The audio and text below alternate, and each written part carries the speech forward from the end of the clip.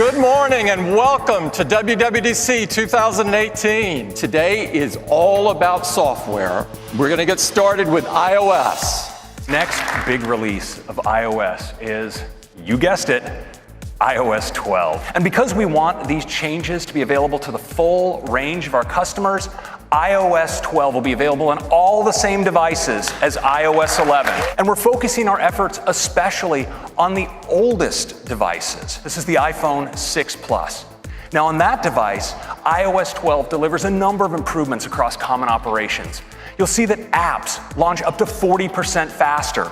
The keyboard can come up to 50% faster, and you can slide to take a photo at up to 70% faster. And in iOS 12, we've wanted to make an easy way to experience AR across the system. We created a new file format for AR. It's called USDZ. You can use USDZ across the system, from the Files app to Safari, to even sharing them over messages and mail. And what's great is you can place these 3D objects into the real world. Designers and developers will now be able to use familiar apps that they know and love, like Photoshop or Dimension, to create amazing AR content and bring it easily via USDZ. In fact, for the first time with Creative Cloud and iOS, you will have a what you see is what you get editing in AR. So here I am at the Fender website, and they actually let you configure your guitar with the kind of finish and pickguard that you want. So I can select a configuration option here, and then I can see the guitar I've configured. So I'm just going to tap in. Of course, I can see the guitar here, but wouldn't it be cool if I could see it in the real world, in its real size? Well, there it is. So we're introducing a new app, and it's called Measure. It makes it really easy to measure objects, detect rectangles and get their dimensions, and measure lines along surfaces. Now, I'm actually in the Measure app. You see, I can easily measure along this suitcase by just tapping and dragging out a line like that. And check that out. It's a measurement. And we're on a relentless pace of advancement with AR, and that continues today with ARKit 2. Now, this delivers true multi-user augmented reality. You and the people around you will be able to see your own perspective on a common virtual environment. And to help all you developers get started, we created this sample app written in Swift that you'll all be getting today. Now, check out how both players and even a third observer can all experience the same environment in real time. Here we have Assembly Square. It's one of our LEGO creator sets. Perfect. Because now, with ARKit 2's multi-user support, we get to play with up to 4 friends in the same space. This year, we're making photos even better. We have an all-new tab. It's called For You. And with For You, you have all of your memories, those great memory movies, but more, like featured photos, highlighting a photo that you took on this day in past years. And effect suggestions, for instance, suggesting looping a live photo or applying a new portrait effect to one of your portrait photos. We've added sharing suggestions. So imagine you've gone out for a great dinner with some friends and you took some photos. Well, afterwards and For You, you'll see a suggestion like this to share those photos. If you tap in, you'll see that Photos is even recommending a set of photos from that set that you might want to share, and suggest who you might want to share them with, based in part by the people that appeared in the photos. Let's turn to Siri. We wanted to make Siri able to do much more for you. And we're doing that by taking advantage of the power of apps with a new feature we call shortcuts. Now, say you have the Tile app because you're always losing your keys. Well, the Tile app can expose the option to add a shortcut to Siri. You can assign your own phrase, such as, "I lost my keys," would be a good choice. And when you then say it, Siri will automatically activate Tile and show you right in the Siri UI, start ringing your Tile. We wanted to let you create your own shortcuts as users of multiple steps across multiple applications. And we're doing it with a new Shortcuts app. We start in the gallery, where there's hundreds of pre-made shortcuts that you can download, or we can hop over to the library, and I've got a bunch of shortcuts here, but I want to show you my heading home shortcut. You can see that it's just really a series of steps. It grabs my location and my travel time, and it sends my ETA to my roommate. It sets my HomeKit thermostat to 70 degrees, and it turns on my fan. And last, it gets directions home with Apple Maps with the best route to avoid traffic. I've already added this shortcut to Siri with the custom phrase heading home, so now, whenever I leave work, I can just say, heading home. You will get there in 1 hour. I sent a message to Cheryl. Your thermostat is set to 70 degrees, and I turned on the fan, playing KQED radio. We're bringing Apple news to Stocks. The top stories in Stocks features business news, right? Curated by the Apple News editors. With iOS 12, we're bringing Stocks to iPad. We've also completely rebuilt voice memos to make it even easier to use. And we're bringing voice memos to the iPad for the first time. But we also have a smart and safe way to use your apps in the car. I think you know I'm talking about CarPlay. What you might not know is with iOS 12, CarPlay will also support third-party navigation apps. There are times of the day, or times when you just don't want to be disturbed, and one of those, of course, is at night. And so we're introducing Do Not Disturb during bedtime, where all you'll see is this.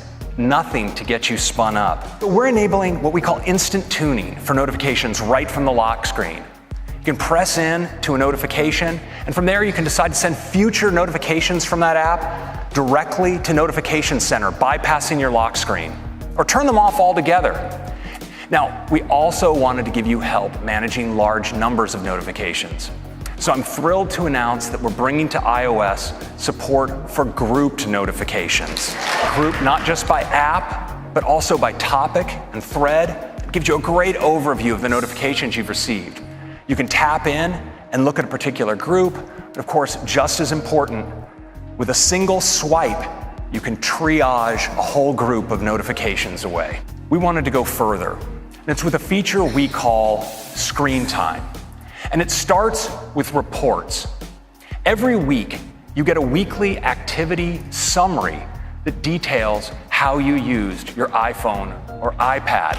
You get a summary of the time you're spending in apps, how much time you're spending, how often per hour you're picking up your phone and what's drawing you in, and what apps are sending you the most notifications.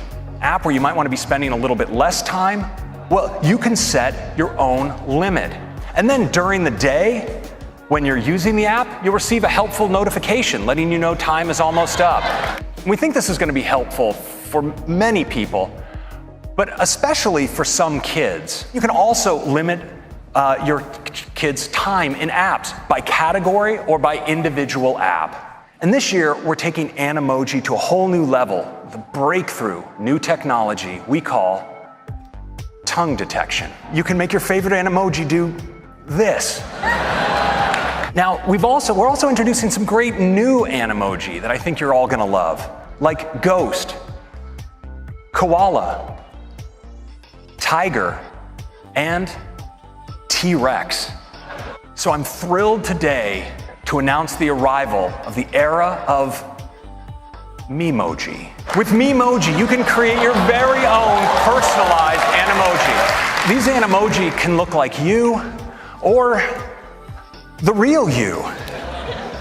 Now, this year, FaceTime is going to take a big leap forward because today we're introducing group FaceTime. 2 people, 3 people, actually up to 32 simultaneous participants. Hey, everybody. Hey.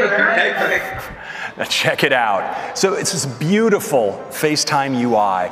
Next up, I'd like to talk about the Apple Watch. So in watchOS 5, you can challenge any of your activity sharing friends to a 7-day competition whenever you would like.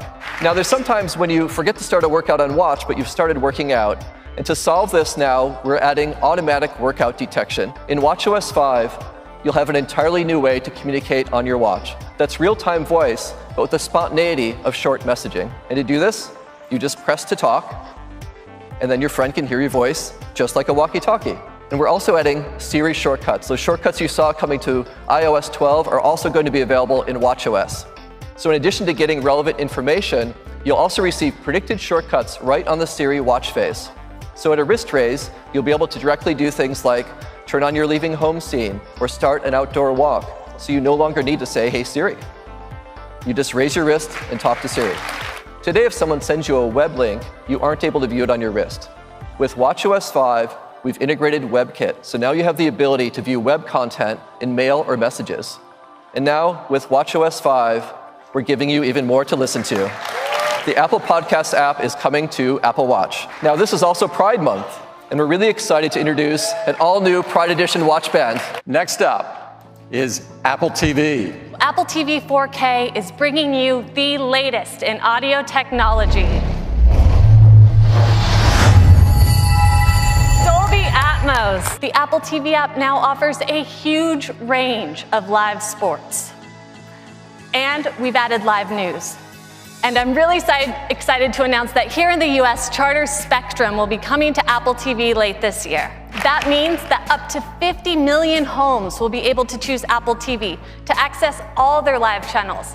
Next up is the Mac. Our next release of macOS is macOS Mojave. And I'd like to show you a new side of Mojave. We call it dark mode. All of the contents of your desktop are automatically arranged into these stacks. They can be arranged by kind, by date, or even by tag. And we call it desktop stacks. Some great new changes to the Finder. Now we've added an all-new view called Gallery View. And of course, with images, sometimes you want to know more detail about, for instance, how they were captured. And now the new sidebar in Mojave really helps because it now supports full metadata. So for instance, if I have a photo like this and I want to edit it, I don't have to open it and go or do a new app. I can rotate it right here inside the Finder. Now in Mojave, we've made Quick Look more powerful than ever by integrating markup. So you see down here, I have a permission slip in its PDF document. I'm just going to tap spacebar to Quick Look it. And you notice now I have the option to invoke markup. I click, and now I have access to my markup tools, including my ability to sign this document. We've made screenshots more powerful than ever. I'm going to screenshot a selection of the page, and I want you to watch what happens in the lower right.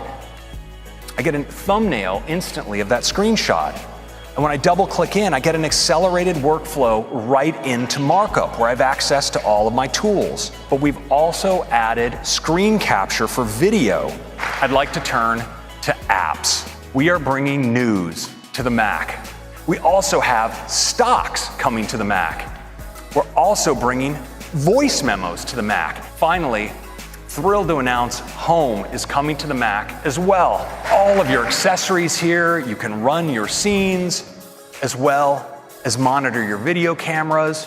And of course, with Siri, you can command your home with your voice. I'd like to talk about security and privacy. Well, we've all seen these like buttons and share buttons, and these comment fields. Well, it turns out these can be used to track you, whether you click on them or not. And so this year, we are shutting that down. You want to interact with one of these, or one of these apps tries to access that information, you'll get this, and you can decide to keep your information private. So we've redesigned an all-new Mac App Store from the ground up.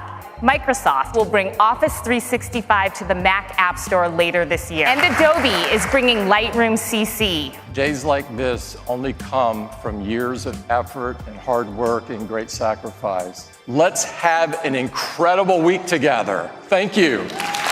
We've worked hard to build a deep set of customization options to let our customers create an incredibly diverse set of Memoji.